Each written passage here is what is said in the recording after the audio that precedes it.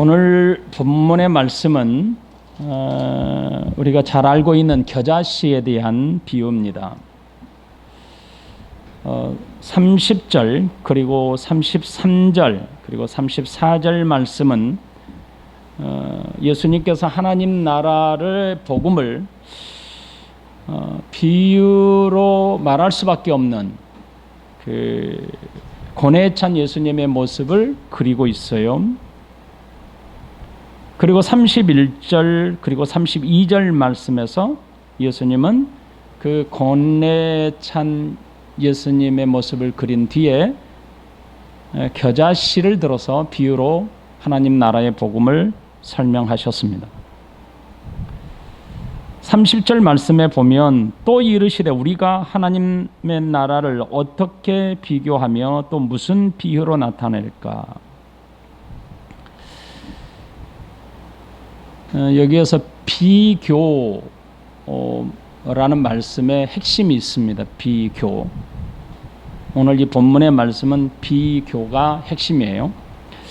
33절에 예수께서 이러한 많은 비유로 그들이 알아들을 수 있는 대로 말씀을 가르치시되 비유가 아니면 말씀하지 아니하시고 다만 혼자 계실 때에 그 제자들에게 모든 것을 해석하시더라.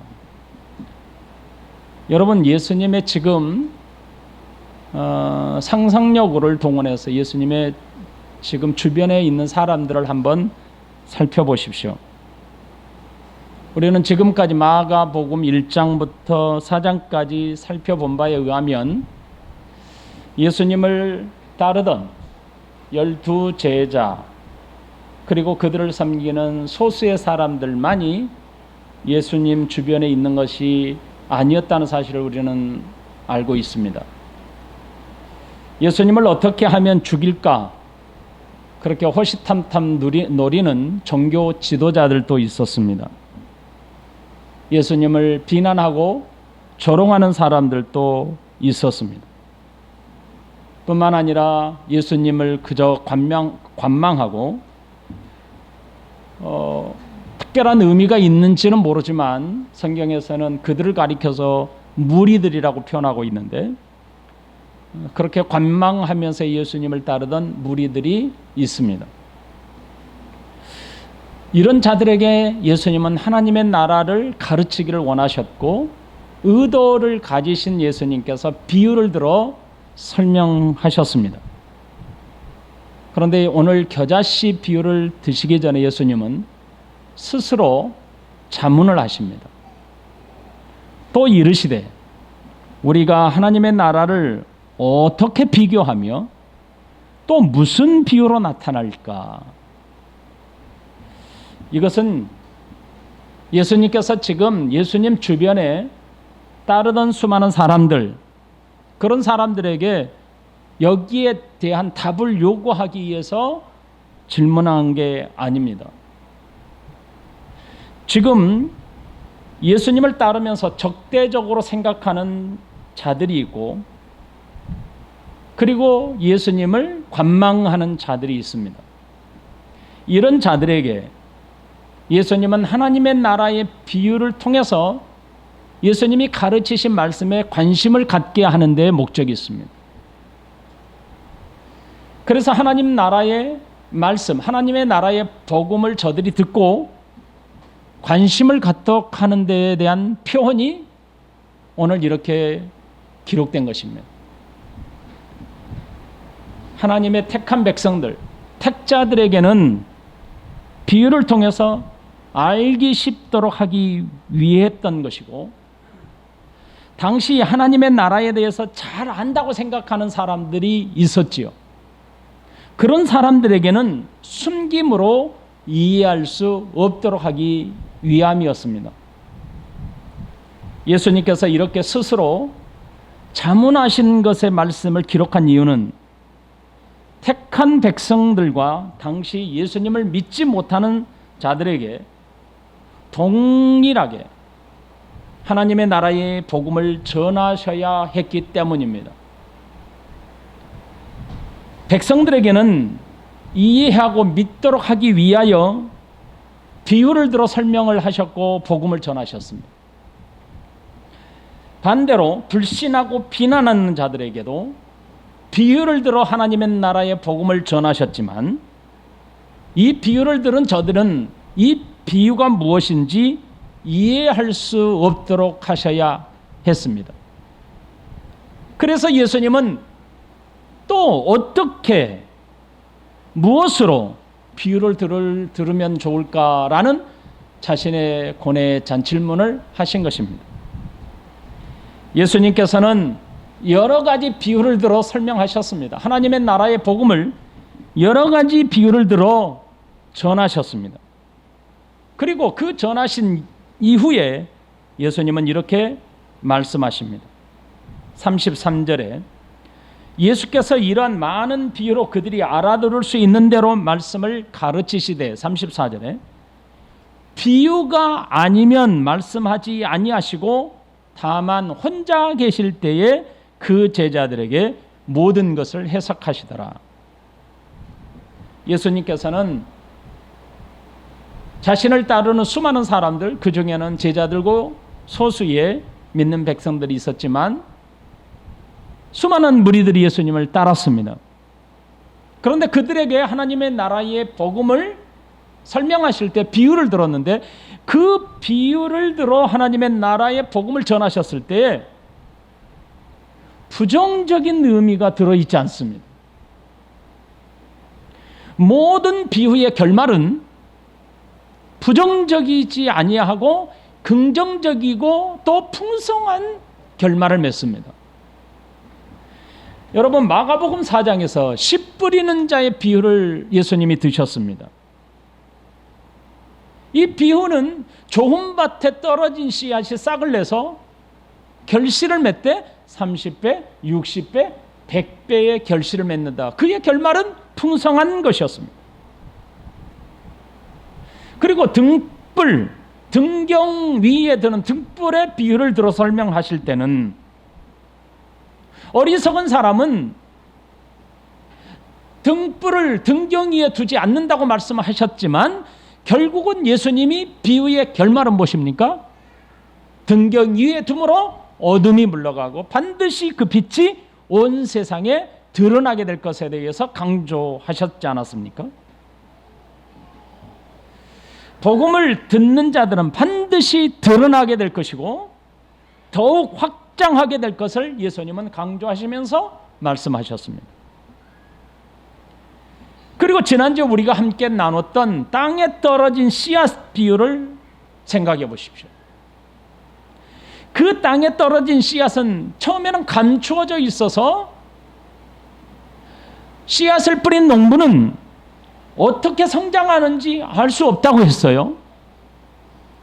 그런데 그 씨앗은 시간이 되면 반드시 싹을 내고 열매를 맺는다고 했습니다. 그리고 농부는 낫을 들고 추수하여 곡간에 드린다고 했습니다. 모든 하나님의 나라의 복음을 비유로 설명하신 예수님은 그 비유의 결말이 긍정적이었습니다. 풍성했습니다. 확장성에 있었습니다.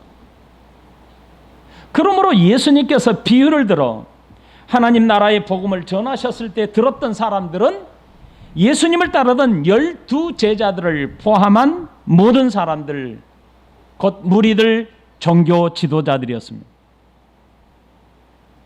예수님을 믿는 자들이나 불신자들도 알아듣기 쉬운 말로 예수님은 비유를 들었습니다.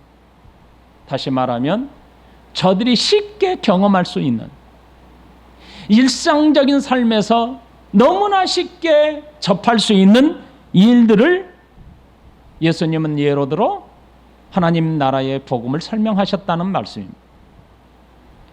그러므로 예수님이 전하신 비유는 모든 사람들이 쉽게 경험하는 삶의 일부들이었습니다.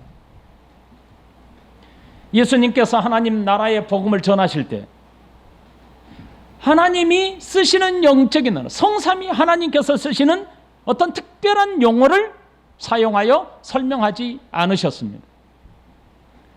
만일 우리가 잘 생각해 보신다면 삼일체 하나님께서 전지전능하신 하나님의 지혜로운 언어로, 지식으로 사람들에게 하나님 나라의 복음을 설명하셨다면 누가 들을 수 있겠습니까? 누가 알아들을 수 있겠습니까? 아무도 알아듣지 못했을 것입니다. 예수님은 사람들이 모두가 알아들을 수 있는 일상적인 통용되는 언어로 설명하셨고, 창조주 되신 하나님께서 하나님의 지식을 가지고 그 지식을 통해 사람들에게 복음을 설명하지 않았습니다. 예수님은 하나님 나라의 복음을 비유로 설명하실 때 사람들이 일상생활에서 잘 경험하여 폭넓게 이해될 수 있는 지식을 바탕으로 말씀하셨습니다. 예를 들어 철학자들이 쓰는 언어, 의료인들이 쓰는 언어를 우리가 평상시에 사람들과 대화할 때 쓰지 않습니다. 왜요? 이런 언어들은 일반적인 사람들은 알아들을 수 없기 때문입니다. 이런 언어들은 다 특수한 전문적인 언어들 아닙니까?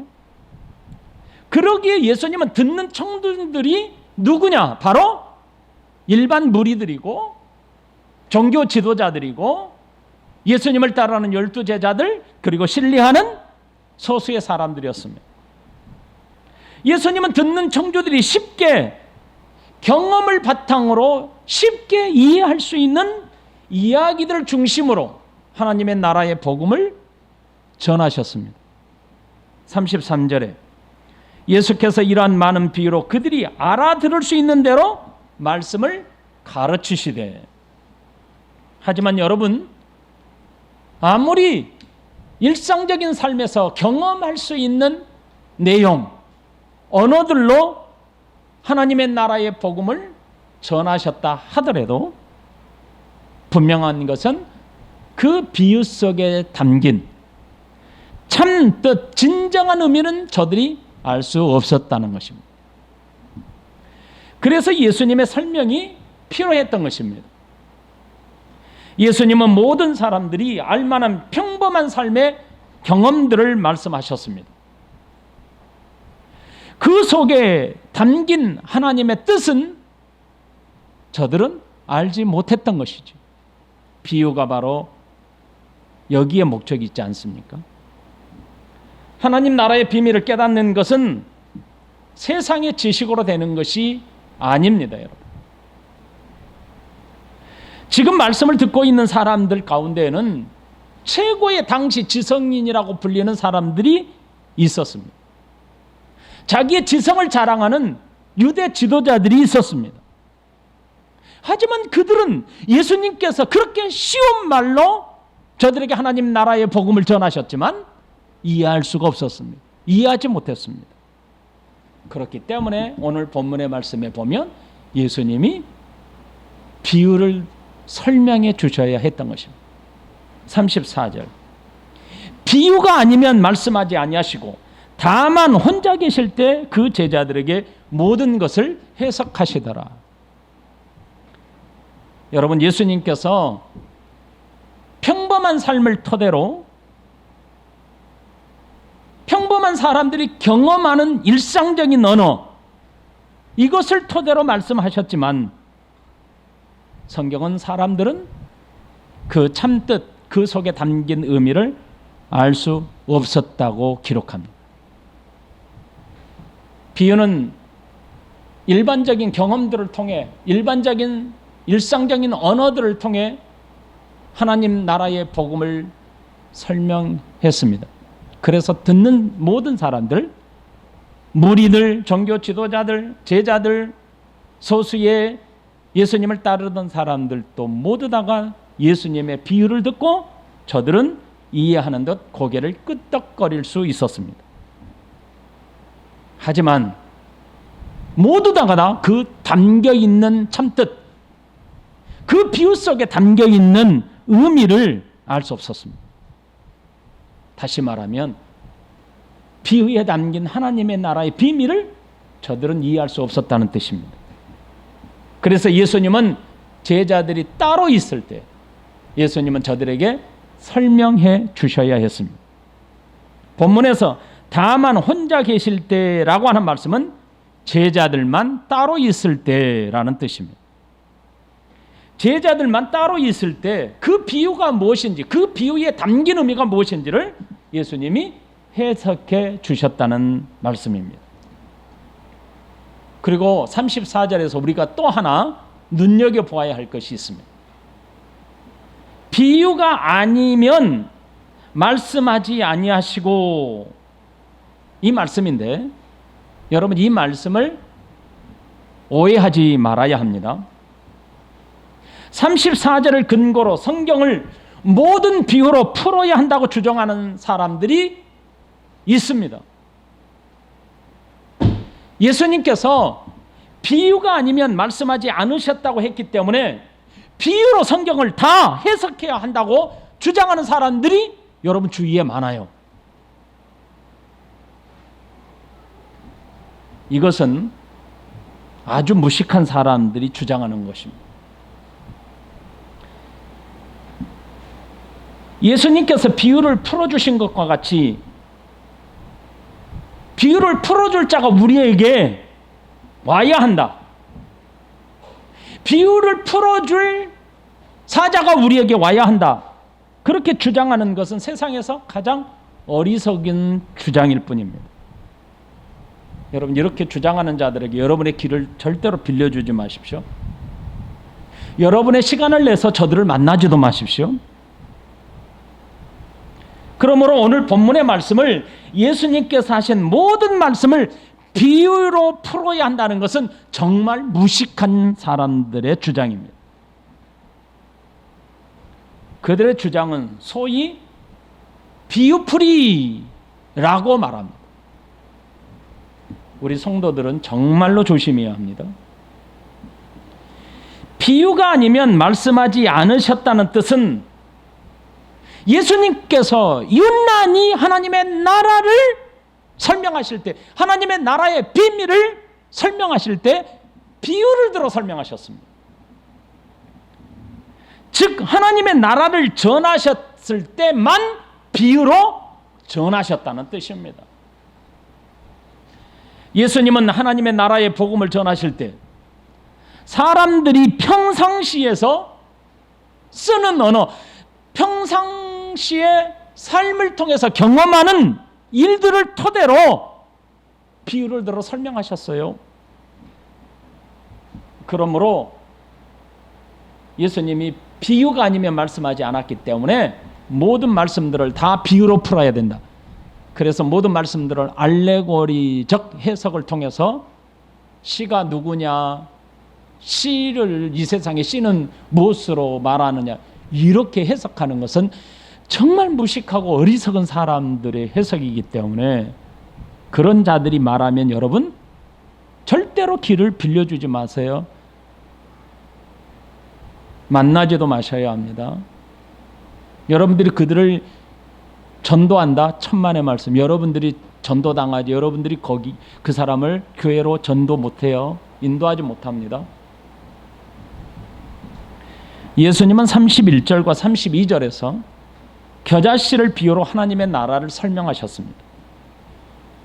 31절에 겨자씨 한 알과 같으니 땅에 심길 때에는 땅 위의 모든 씨보다 작은 것이로되, 32절에 심긴 후에는 자라서 모든 풀보다 커지며 큰 가지를 내나니 공중의 새들이 그 그늘에 깃들일 만큼 되느니라. 아까 겨자씨 비유를 드실 때 핵심이 뭐라고 그랬습니까? 비교하며 이렇게 했죠. 비교. 무엇으로 비교하며?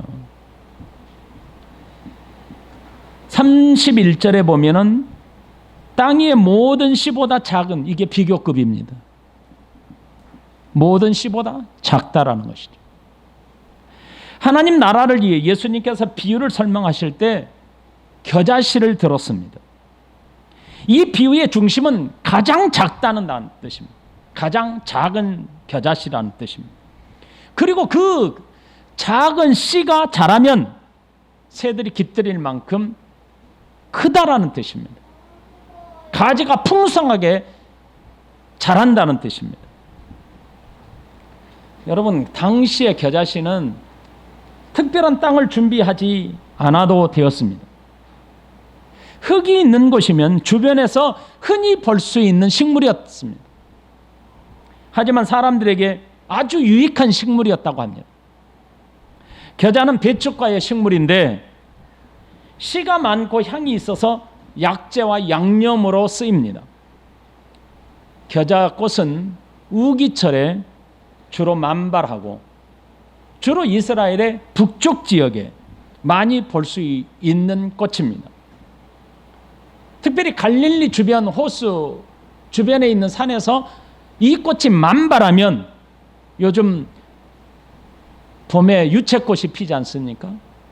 그 유채꽃처럼 온 산을 뒤덮을 만큼 흔히 볼 수 있는 식물이 바로 겨자나무라고 합니다.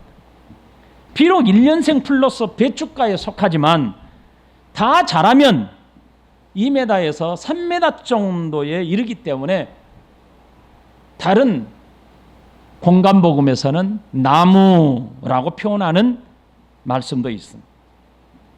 그만큼 큰 이 겨자, 이 식물은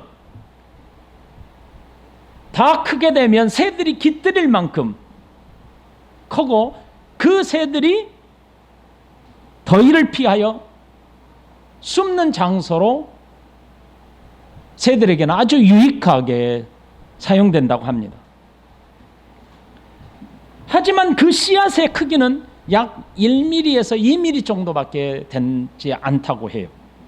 그러면 우리 하나 여기서 31절에서 예수님께서는 땅 위의 모든 씨보다 작은 것이라고 하셨습니다.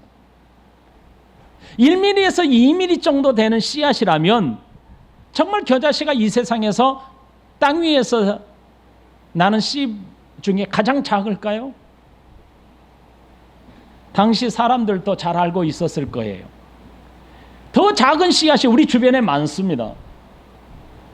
당시 사람들에게도 이 작은 씨앗이 많이 있다는 것을 알고 있을 것입니다. 이보다 훨씬 작은 씨앗들이 이 세상에는 찾게 되면 많이 있다는 것을 우리도 잘 압니다. 그렇다면 예수님께서 겨자씨를 비유로 드시면서 이 씨가 땅 위의 모든 씨보다 작은 것이라고 설명하셨습니다. 그 의미는 무엇일까요? 그것은 당시 사람들에게 세상에서 가장 작은 게 뭘까라고 사람들이 말할 때 겨자씨를 들어서 비교했다는 것입니다. 이 말은 당시 사람들이 가장 작은 것을 설명할 때 겨자씨를 비교해서 겨자씨가 가장 작다라고 비교해서 사용하고 있었다는 뜻입니다. 그래서 예수님께서도 땅 위의 모든 씨보다 작은 것이 무엇일까라고 설명할 때 바로 그 비교급을 사용해서 겨자씨를 들은 겁니다.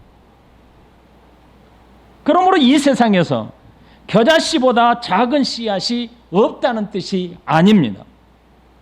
당시 작은 것을 비교할 때 겨자씨를 들어서 사용했기 때문에 예수님께서도 그 겨자씨를 땅 위에서 가장 작다라고 말씀하신 겁니다. 당시 사람들, 듣는 청중들은 다 이해를 했을 것입니다.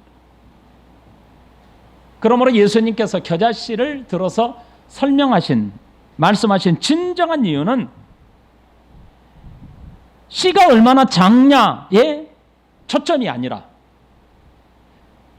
그 결과가 얼마냐에 달려 있다는 것입니다. 이 씨가, 이렇게 작은 씨가 그 결과는 얼마나 크냐, 얼마나 크게 자랐느냐, 여기에 예수님이 중심을 두고 비유의 말씀을 하셨습니다. 여러분, 예수님께서 하나님 나라의 사역을 진행하시는 과정에서 사람들이 예수님을 하나님으로 인정했습니까? 그렇지 않았습니다. 그리고 아무리 예수님께서 하나님 되심을 드러냈어도 그들은 믿지 않았습니다. 귀신을 내어쫓고 불치병을 고치시고 초자연적인 역사를 나타내심으로 하나님이심을 인정할 수밖에 없도록 예수님이 지금 사역을 진행해 가고 계십니다. 하지만 저들은 예수님을 절대로 결코 믿지 않았습니다. 인정하지 않았습니다. 이런 자들에게 겨자씨 비유는 참으로 합당한 비유였습니다.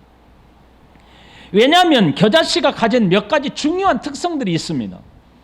이런 특성들은 예수님께서 복음을 전하실 때에 듣는 청중들에게는 아주 합당한 비유였기 때문입니다. 여러분, 겨자씨가 1mm에서 2mm 정도 크기라고 말씀을 드렸는데, 땅에 떨어지면 먼지와 흙과 씨를 구분하기가 참 어렵습니다. 작을 뿐만 아니라 씨앗 색깔도 흙과 비슷합니다. 그래서 흙과 함께 있으면 눈에 잘 드러나지 않습니다. 예수님께서 하나님 나라의 비밀을 설명하기에 합당한 이유가 바로 여기 있는 겁니다. 겨자씨는 땅에 감추어져 있지만 반드시 싹이 나고 자라나는 하나님의 나라의 특성을 설명하기에 참으로 합당한 비유였습니다. 여러분, 비록 겨자씨가 작은 씨앗이지만 싹이 나서 자라기 시작하면 풍성한 가지를 내고 더구나 새들이 와서 쉴 만큼 자라기 때문에 하나님 나라의 비유를 들어 설명하실 때 아주 합당한 비유였습니다. 그래서 겨자씨를 청중들에게 비유를 들어 설명하셨던 것입니다. 여러분, 당시의 사람들의 눈에 비친 예수님의 모습은 어떠했습니까? 제자들의 모습은 또한 어떠했습니까? 세상에서 가장 작아 보이지 않았겠습니까? 당시 유대 지도자들의 눈에는 예수님의 가르침은 가소롭게 보였을 것입니다. 율법학자들이나 종교 지도자들의 눈에는 예수님이 참으로 이상한 사람으로 보였습니다. 아무리 복음을 전해도 그들의 눈에 비친 예수님은 하나님으로 보이지 않았습니다. 겨자씨가 쉽게 드러나지 않는 것처럼 예수님은 저들에게 그렇게 보였습니다. 그러하기에 예수님은 사람들에게 미쳤다고 조롱받았고 귀신 들렸다고 조롱받았습니다. 심지어 예수님을 나사렛에서 자란 사생아로 비유하기도 했습니다. 심지어 사람들의 손에 죽어야 마땅한 사람으로 낙인을 찍기 했습니다. 하지만 이렇게 작은 씨앗이 땅에 떨어져 심겨진 후에는 이 세상 어떤 식물보다 크게 자란다고 말씀하십니다. 32절에 보면 심긴 후에는 자라서 모든 풀보다 커지며 큰 가지를 내나니 공중의 새들이 그 그늘에 깃들 만큼 되느니라. 겨자는 자라고 크고 풍성한 가지를 냅니다. 그 풍성한 큰 가지에 공중의 새들이 찾아와 거처를 삼습니다. 겨자의 크고 풍성한 가지는 중동 지방에서 비가 자주 오지 않는 사막 지역에서 새들에게는 아주 좋은 보금자리였을 것입니다. 태양이 장렬한 곳에 사는 새에게 풍성하고 큰 가지의 그늘이 얼마나 피하기 좋은 곳이었겠습니까? 밤에는 거처할 곳을 찾는 새들에게는 또한 얼마나 안전한 처소가 되었겠습니까? 피곤하고 지친 새들에게 겨자의 풍성한 가지는 피할 수 있는 피난처요, 휴식처요, 안식처가 되었습니다. 그러하기에 새들은 겨자의 풍성하고 큰 가지의 그늘에 찾아와 한 번 놀다가 가는 것이 아닙니다. 저들은 그곳에 집을 짓고 사는 것입니다. 그래서 본문에서 깃들일 만큼이라는 뜻은 저들이 거처를 삼아 산다는 뜻입니다. 하나님의 나라의 복음은 바로 이와 같습니다. 하나님의 나라는 바로 이와 같습니다. 예수님은 세상을 구원하신 구속주로 이 세상에 오셨습니다. 이 복음이 사람들에게 전해질 때는 숨겨진 씨와 같고 드러나지 않는 씨와 같습니다. 그래서 사람들이 업신여기고 무시하고 심지어 비난하고 비방하기까지 합니다. 하지만 종말에는 사람들이 안식을 얻게 됩니다. 고린도전서 1장 18절부터 25절 말씀을 보면 이렇게 기록합니다. 십자가의 도가 멸망하는 자들에게는 미련한 것이요 구원을 받는 우리에게는 하나님의 능력이라 기록된 바 내가 지혜 있는 자들의 지혜를 멸하고 총명한 자들의 총명을 폐하리라 하였으니 지혜 있는 자가 어디 있느냐? 선비가 어디 있느냐? 이 시대의 변론가가 어디 있느냐? 하나님께서 이 세상의 지혜를 미련하게 하신 것이 아니냐? 하나님의 지혜에 있어서는 이 세상이 자기 지혜로 하나님을 알지 못하므로 하나님께서 전도에 미련한 것으로 믿는 자들을 구원하시기를 기뻐하셨도다. 유대인은 표적을 구하고 헬라인은 지혜를 찾으나 우리는 십자가에 못 박힌 그리스도를 전하니 유대인에게는 꺼리는 것이요 이방인에게는 미련한 것이라되 오직 부르심을 받은 자들에게는 유대인이나 헬라인이나 그리스도는 하나님의 능력이요 하나님의 지혜니라. 하나님의 어리석음이 사람보다 지혜롭고 하나님의 약하심이 사람보다 강하니라. 사랑하는 여러분, 하나님 나라의 복음이 전해진 곳에는 세상의 평가가 이렇다는 것입니다. 미련하게 보이고 멸시를 받게 되고 아무것도 가진 것이 없어 보입니다. 예수님도 이렇게 사시지 않았습니까? 이사야 53장 1절부터 3절에 우리가 전한 것을 누가 믿었느냐? 여호와의 팔이 누구에게 나타났느냐? 그는 주 앞에서 자라나기를 연한 순 같고 마른 땅에서 나온 뿌리 같아서 고운 모양도 없고 풍채도 없은즉 우리가 보기에 흠모할 만한 아름다운 것이 없도다.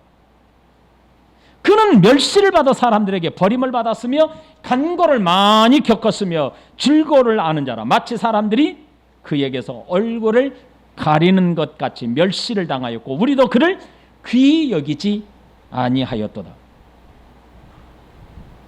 하지만 예수님은 십자가에서 죽으시고 부활하셨습니다. 그리고 온 세상의 구주가 되셨습니다. 빌립보서 2장 9절부터 11절에 이름으로 하나님이 그를 지극히 높여 모든 이름 위에 뛰어난 이름을 주사 하늘에 있는 자들과 땅에 있는 자들과 땅 아래에 있는 자들로 모든 무릎을 예수의 이름에 꿇게 하시고 모든 입으로 예수 그리스도를 주라 시인하여 하나님 아버지께 영광을 돌리게 하셨느니라. 이 복음을 통해서 온 세상이 구원을 얻습니다. 십자가를 통해서 이루신 구속의 은혜가 택한 백성들을 영광의 나라로 인도하십니다. 피곤하고 지친 자들에게 안식과 평화를 주십니다. 오늘 말씀을 마치면서 네 가지로 우리 함께 도전을 받겠습니다. 첫 번째로는 겨자씨는 손에 들고 보면 잘 보입니다. 하지만 땅에 뿌려두면 잘 보이지 않습니다. 씨인지 먼지인지 흙인지 잘 구분이 되지 않습니다. 하나님의 나라의 복음이 이와 같습니다. 사람의 눈에는 이것이 씨인지 먼지인지 잘 구분해 보이지 않는다는 것입니다. 하지만 싹이 나고 자라야 분별이 가능합니다. 그리고 그 싹은 나무가 되고 풍성하고 크게 자라납니다. 하나님 나라의 공동체는 세상에서 잘 드러나 보이지 않을 만큼 미약하게 보일 것입니다. 하지만 우리의 공동체, 하나님의 나라의 공동체는 세상에서 가장 큰 영적인 힘을 가지고 있습니다. 두 번째로는 당시 제자들에게는 예수님께서 직접 비유를 해석해 줄 필요가 있었습니다. 비유에 담긴 하나님의 나라의 비밀을 알 수 없는 제자들에게 예수님께서 친히 해석하여 설명해 주셨습니다. 그럼에도 불구하고 성령 강림이 있기까지 그들 또한 진정한 십자가의 구속의 의미가 무엇인지 알지 못했습니다. 하나님 나라의 복음의 주체이신 예수님을 저들이 다 알지 못했다는 뜻입니다. 이런 이유로 오늘 우리들에게 하나님께서 비유를 풀어줄 자를 보내주셔야 한다고 사기치는 자들이 우리 주변에 많이 있습니다. 직접적으로 자신이 예수님이다 라고 말은 하지 않지만 오늘날 자칭 보혜사다, 하나님이 보낸 사자다라고 자칭 사기치는 사람들이 우리 주변에 많습니다.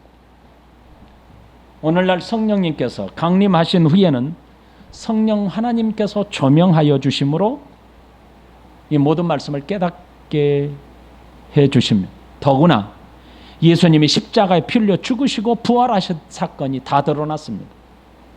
하나님의 나라의 비밀이 어디 있습니까, 여러분? 지금. 그럼에도 불구하고 이 비밀을 풀어줄 자가 필요하다.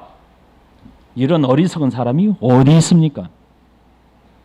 성령님으로 말미암아 우리는 하나님의 나라의 비밀을 이미 알게 되었습니다. 그러므로 믿고 있지 않습니까? 그러므로 더 이상 비밀을 풀어줄 사자가 필요 없습니다. 하나님이 그런 필요 이상으로 우리에게 사자를 보낼 필요도 없고 이 땅에 보내지 않아요. 왜냐하면 성령님께서 이미 예수님이 전하신 복음을 우리에게 알게 하시기 때문입니다. 요한복음 16장 13절부터 15절까지의 말씀을 보면 그러나 진리의 성령이 오시면 그가 너희를 모든 진리 가운데로 인도하시리니 그가 스스로 말하지 않고 오직 들은 것을 말하며 장래 일을 너희에게 알리시리라. 그가 내 영광을 가지고 나타내리니 내 것을 가지고 너희에게 알리겠습니다. 무릇 아버지께 있는 것은 다 내 것이라. 그러므로 내가 말하기를 그가 내 것을 가지고 너희에게 알리시리라 하였노라. 그러므로 자의적으로 해석하는, 자의적으로 성경을 푼다고 하는 그런 자들에게 미혹당하지 마십시오. 하나님께서 성경의 비밀을 풀어 설명하도록 자신을 보냈다는 거짓말로 미혹하는 자들에게 여러분 넘어가지 마십시오. 하나님의 말씀이 이해가 되지 않거든 자의적으로 해석하는 자들의 미혹을 따르지 마시고 우리 교회에 여러분들을 인도하는 순장님들이 계십니다. 말씀으로 인도하는 순장님들이 계시기 때문에 그분들께 질문하십시오.